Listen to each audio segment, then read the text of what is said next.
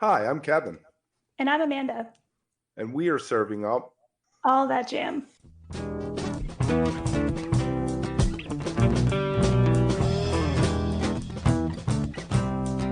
All That Jam, Quick Hit. Eric McFadden on Sergeant Splendor.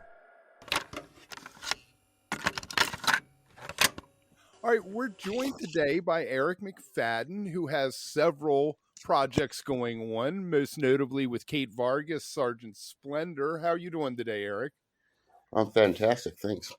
Very nice, very nice. You want to you give me the nickel tour of Sergeant Splendor, how it got together? Yeah, I could do that. I'll try to give you the I tend to be long-winded sometimes, so this is going to be That's the okay. short Well, go for it. version. Well, Kate Vargas, I met at a songwriting festival in Wisconsin called Steelbridge Song Fest. That happens. There's three of them a year in Wisconsin, where a group of songwriters from around the world are invited for a week to stay at this old renovated '50s motel that Pat McDonald owns, and basically live together. And there's like 3 or 4 recording studios on the premises. Everybody writes songs, are selected randomly by a bottle spin to write songs together every day. That's the routine. You write it, you record it, next day, same thing. And on the weekend, we perform Friday, Saturday at a theater. So it was a really great event. So we did that a few times, and I was well, I just saw her performing and was pretty taken. She was first by her voice and the song lyrics and her as a whole. And then, but anyway, we did that festival a few times before I got the nerve to ask her to write a song. And then we ended up just kind of getting together. I finally got the nerve to ask her to go out to ice cream. And then, the, from that point, it was just, she had her own career. Kate had released some albums on her own. And of course I was doing my own thing. But I did invite her to do a few shows with me, and like San Francisco and what have you, but we ended up kind of moving in together quickly. Like I moved it to New York, and that was primarily because every time one of us had a moment, we're not on the road, we would just fly out there and see her for a few days. So we didn't see each other much. She figured moving in would just be training wheels. It wouldn't even be like any different because we're on the road.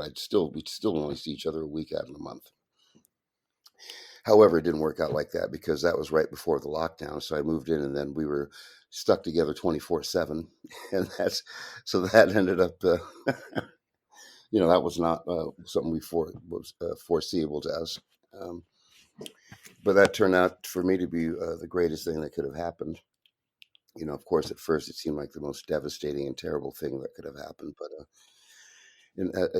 we definitely did seize the opportunity. We definitely did make the most of that situation. I would have stopped. I know that I never would have slowed down, and thus never allowed myself to even examine my existence or myself or anything, and take an opportunity to get really introspective and work on some things. And so that was one factor, but of course we ended up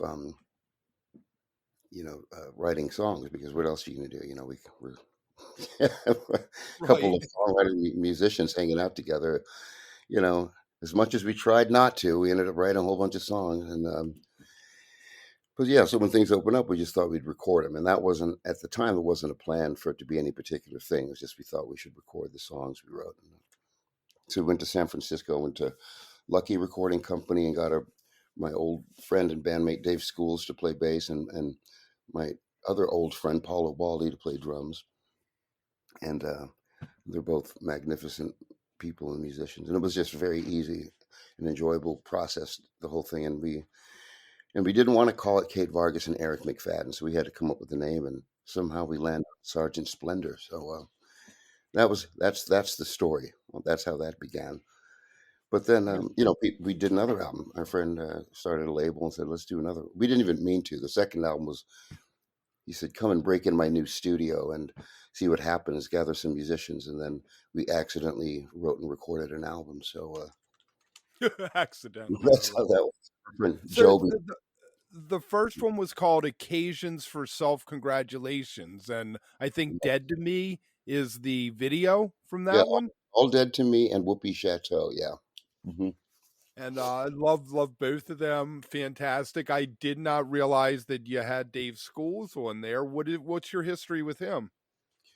Well, we met in the '90s because my ex-wife Paula O'Rourke, she passed away a couple of years ago. She's a bass player and she was just a very dynamic and animated human.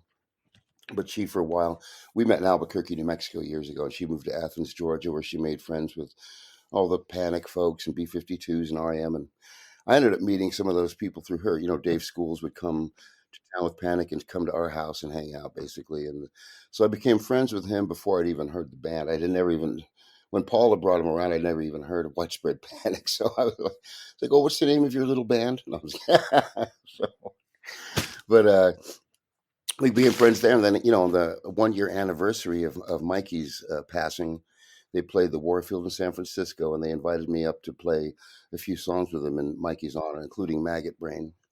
Nice.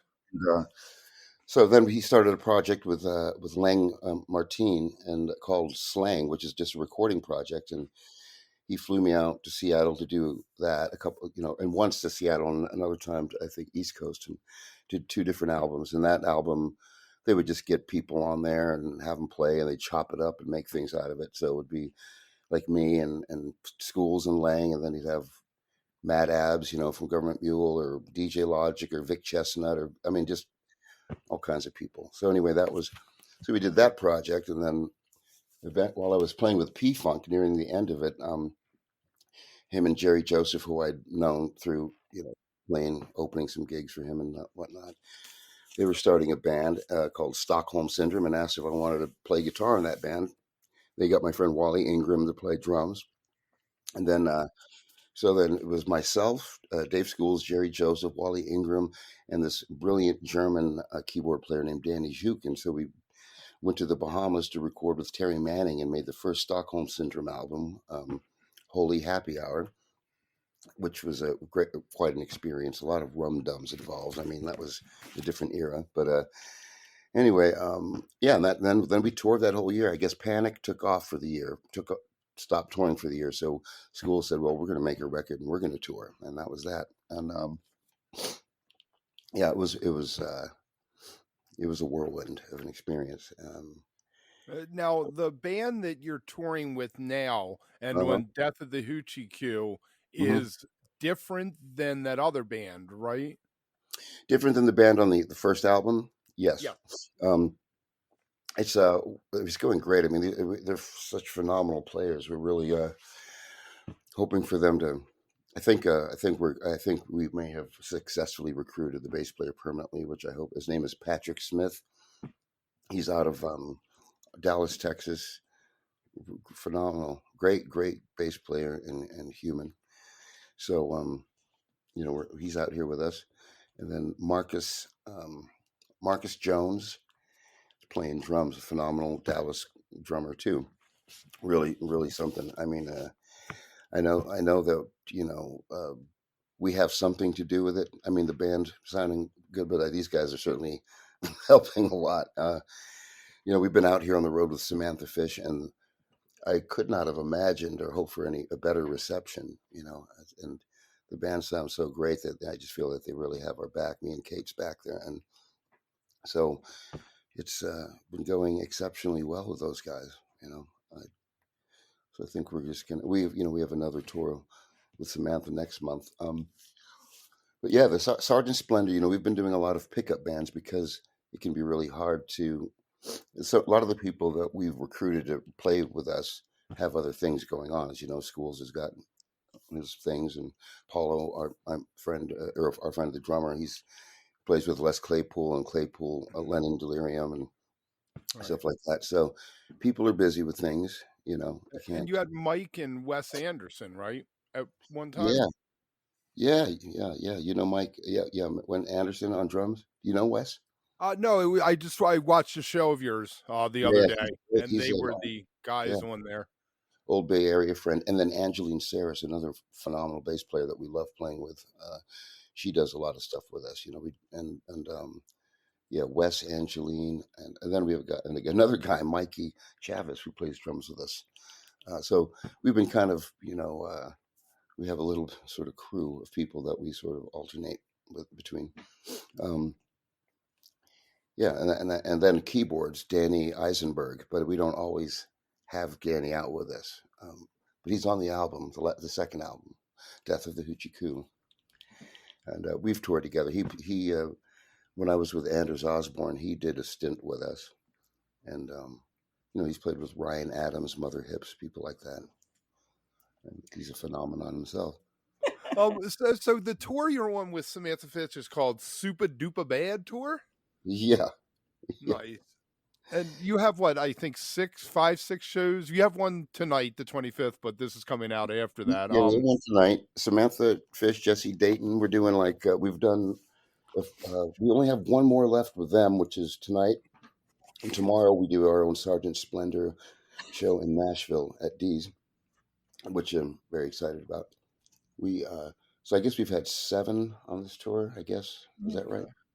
Well, we did a couple without her. We did one in Dallas on our own in between shows. So I think we've had 8 shows, but I think only 6 with Samantha. Okay. Or was it 7? I don't know. I'm losing count. Anyway, it's been amazing. I mean, Samantha, we just have fun together. You know what I mean? At the end, we go out for the encore, and me and Kate join her, and it's really kind of right. And so this is the shows coming up are March 9th through the 15th or 16th, I believe. Through the 16th, yeah. Uh-huh. You're getting to play the Egg. I love the Egg. I got to see the Radiators there years ago. Yeah. Well, come on out. Hey, where are you guys? I'm in Baltimore. Okay. We need to go play Baltimore, then we'll go see you.